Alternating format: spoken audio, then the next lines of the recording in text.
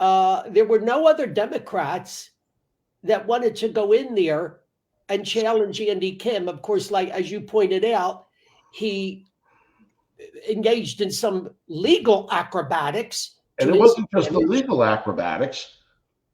Notice how many people, and everybody knew that the Democrat candidate was heavily favored to win that U.S. Senate seat.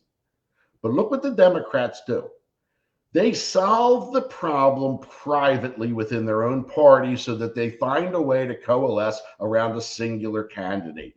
While the Republican Party insists on having 17 people in every primary and letting the voters decide in June. And there are movements to take less power away from the organizations. The only way you win elections, especially as the minority party in this state, is if we would take that page, just take that page out of the Democrats' book. And let's resolve this problem within the family and present to the voters the best candidate that we can come up with, and let's everybody get around them and move forward. You mentioned 5 or possibly 6 gubernatorial candidates already. Like, I can't. I just can't. And Joe, you are a great believer, and we're going to end on this note because we're coming up almost on an hour now. That's hard to believe. Time flies when you're having fun. Yeah. You're a believer in county political conventions where the county parties come together and choose their candidates at a convention. And even you would recommend having a statewide Republican Party convention. Is that right? That is absolutely correct. I mean, there are municipal candidates that should be chosen by their municipal Republican committees. There are county candidates that should be chosen by their county committees. And I do believe that we should have a statewide convention. Let it go on for 3 days at the Meadowlands or whatever, just like we do a national convention. Mm-hmm. Let's let all the elected delegates, because let's not forget, members of the county committee, for the most part, are elected by the Republican voters. Mm-hmm. And their job, in my opinion, their most important job that they undertake is the selection of proper candidates to represent our party in the November elections. Let the county committee members from all over the state convene in New Brunswick for 3 days and you want to have 8 candidates present at the convention, let them all present at the convention, let them all do their wheeling and dealing, let all the delegates talk to one another, and let's come out of it with a singular candidate in March rather than wait for the June primary. But I don't think that's going to get off the ground any more than my proposal that we should disband the assembly because it's a redundant second house. But I think it would be great if, and unfortunately we're hampered too by the fact that we have this late primary in June. It certainly hampers the minority party tremendously because it doesn't give us much time to come together and unite. We have the primary in June, then everybody goes down the shore.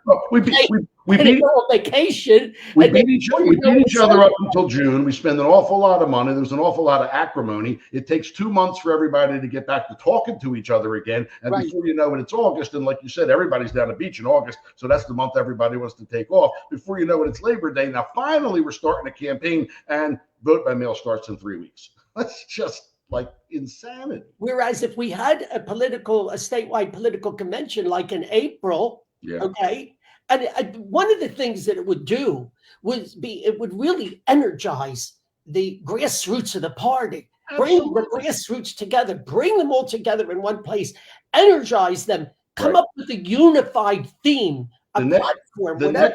The next time I am at a convention with Hudson County Republicans will be the first time. And I've been on the Republican County Committee for 40 years, right? So again, you go back to those county fiefdoms and nobody wants to, I could go on about the isolationism problem too, but I realize we're running out of time. But yeah, I'm a big proponent of a statewide convention for our statewide offices. Let our elected county committee members, they're elected by the party members, let them represent the party members who elected them, let them go to convention and let them choose our candidate, and then let everybody coalesce around that candidate. And this idea that you shouldn't vote for a selected Republican candidate because they're a rhino, what does that mean? They don't agree with you 100% of the time, so they're Republican in name only. Like, who are you to call anybody a rhino? Like, I don't get it. But people who won't support the Republican candidates that were selected by the majority, maybe they're not at the next convention. So yeah, I'm an old school Camden County politician, but we won in Camden County when we did it this way. And Joe, we're looking forward to supporting the nominee of the party for governor in 2025. Absolutely. Whoever that turns out to be, given the crop of Democrat candidates we're hearing, whoever our nominee happens to be, will be the better gubernatorial candidate. And I am hopeful that our party will heal quickly and get behind them. There you go. We will end on that note, on that very positive, unifying note. Now, remember, everybody, this was on Facebook, was on LinkedIn. I'm going to put it right after this is over. I'm going to put it at dancerucci.com, where it will be seen there. It's also on my YouTube channel, Joe Condo. As always, this has been an enlightening and invigorating discussion.